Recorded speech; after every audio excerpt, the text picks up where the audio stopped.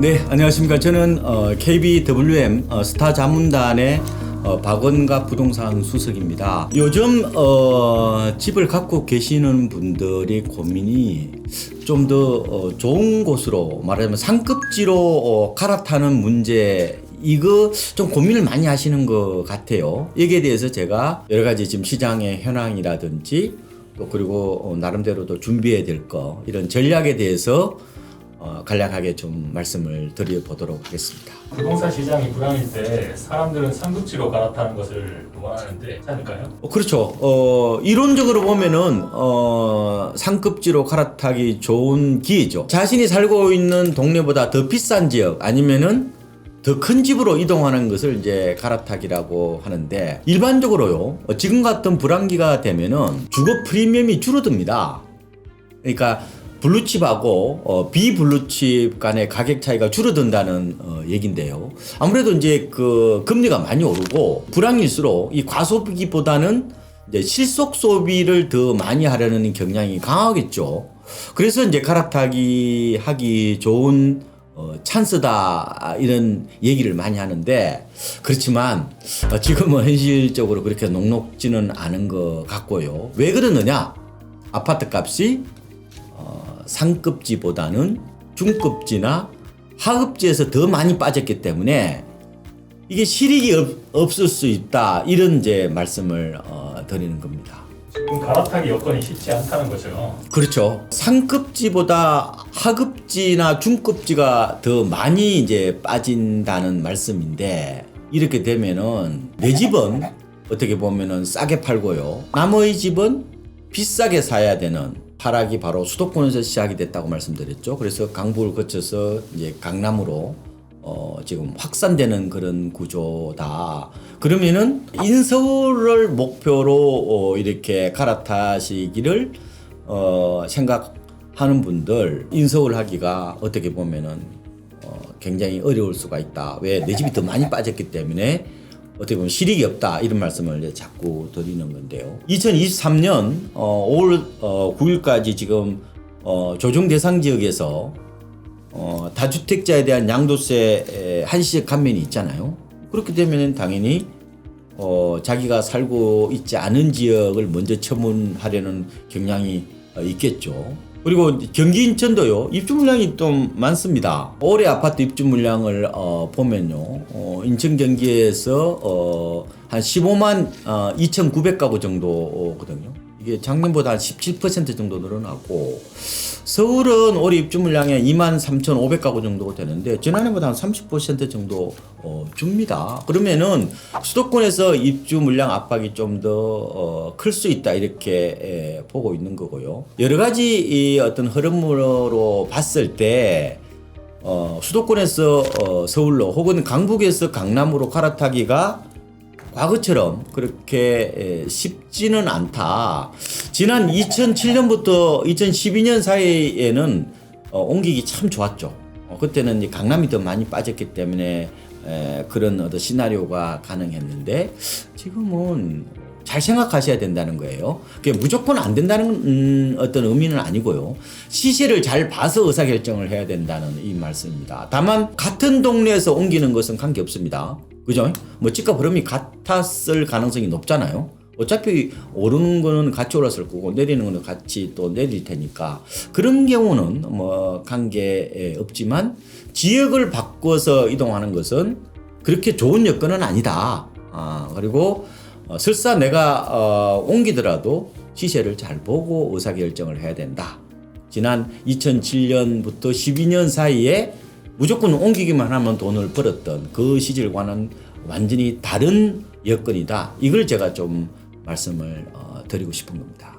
옮겨타기를 하고 싶다면 어떻게 해야 될까요? 제가 무조건 안 된다고 말씀을 드리고 싶지는 않습니다. 그래서 아까 시세를 잘 보고 판단하시면 되겠다, 이런 말씀을 드리는데, 결론적으로 제가 드리고 싶은 말씀은 대단지 랜드마크를 항상 보시라는 겁니다. 왜냐? 대단지 이른바 랜드마크 아파트는 시장의 일종의 풍향계 역할을 한다는 겁니다.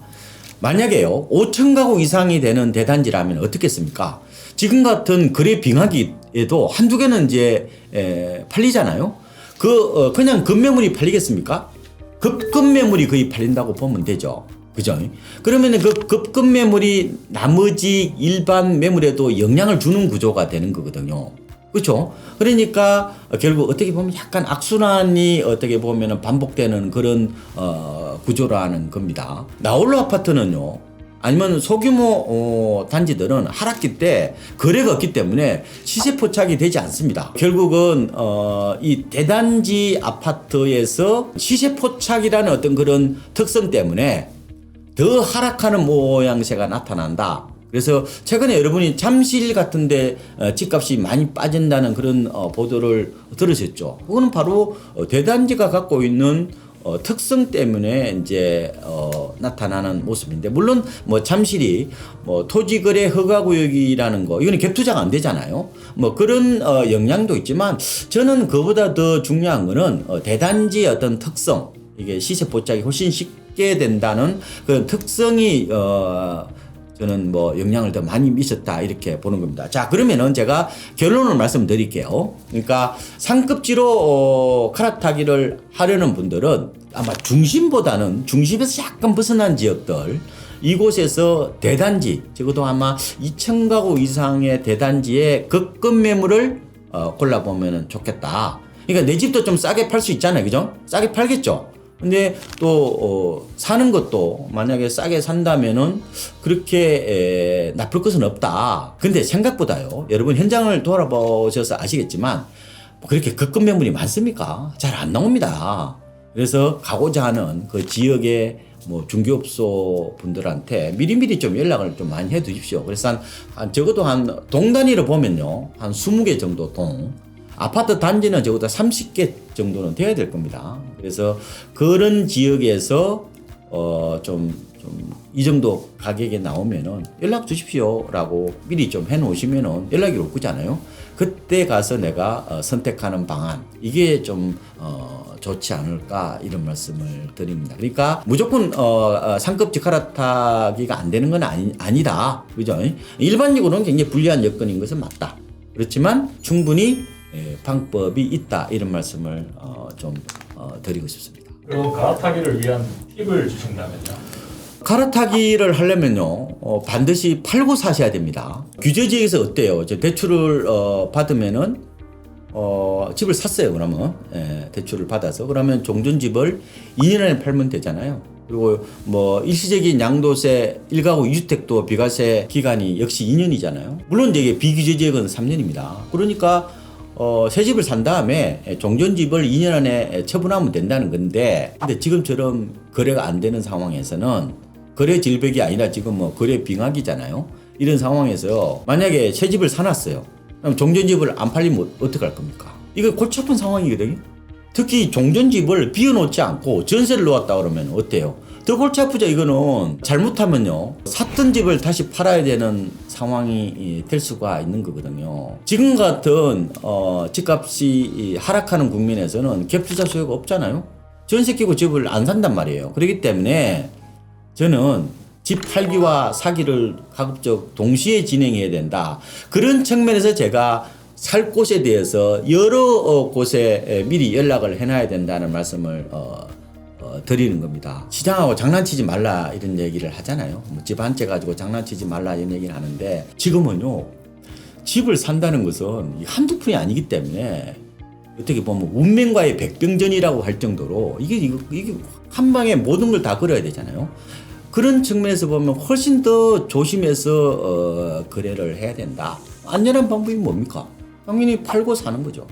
선매도 후매수 원칙이 매우 중요하다. 그리고 특히 있잖아요, 안 팔리는 집을 팔고 옮기는 경우가 있잖아요. 이런 경우는 더 조심해야 되는 거 아니겠습니까? 가령 단독주택에서 아파트로 옮긴다, 아니면은 대형 아파트에서 중소형 아파트로 옮긴다, 뭐 이런 경우는 많지는 않겠지만, 거래가 잦지 않은 부동산을 팔고 옮기는 경우에는 꼭 지켜야 될 원칙이 바로 선매도 후매수 원칙이다. 시장은 내가 원하는 대로 흘러가지 않는다. 시장은 나보다 훨씬 더 똑똑하다.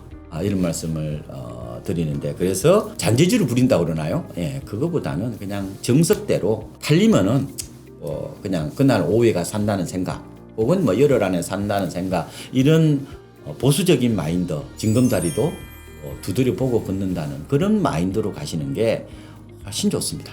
그래서 지금 같은 안개 속의 어떤 장세에서는 무엇보다 좀 안전한 마인드, 이런 마인드를 가지는 게 어떻게 보면 훨씬 더 지혜로운 어떤 생각일 수도 있다, 이런 말씀을 드리면서 마무리를 짓도록 하겠습니다. 들어주셔서 너무 감사합니다. 고맙습니다.